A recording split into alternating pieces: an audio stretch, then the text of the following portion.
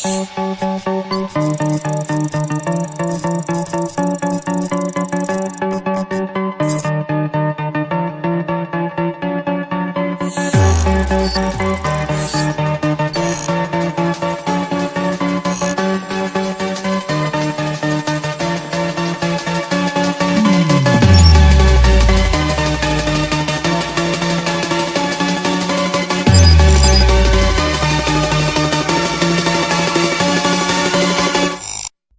عليكم ورحمة الله وبركاته.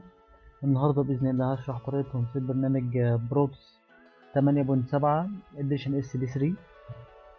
كل اللي عليك تعمله هتنزل تحت الديسكريبشن، تخش على اللينك وتنزل الباكج هتبقى بالصيغة دي. هتفك الباكج اكستراكت، يطلع لك الفولدر ده. نفتح الفولدر.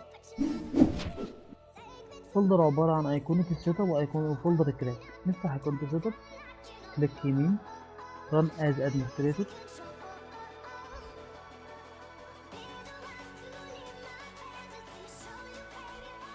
ندوس next،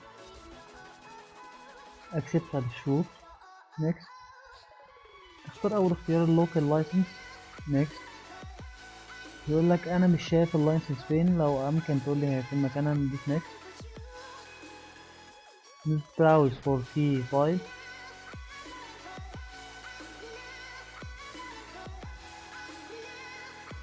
الديسكتوب الفولدر بتاعنا، نخش على فولدر كراك، اللايسنس موجودة.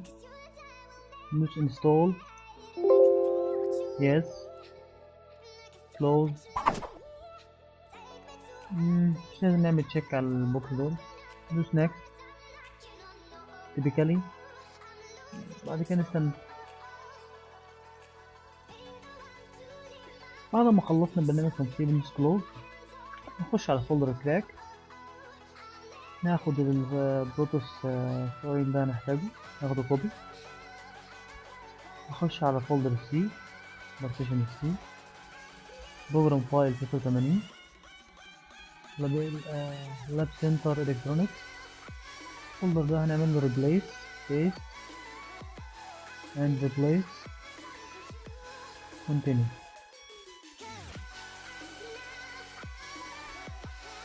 نيجي نتأكد. بعد ما خلصنا نتأكد البرنامج شغال، نفتح بروتوس.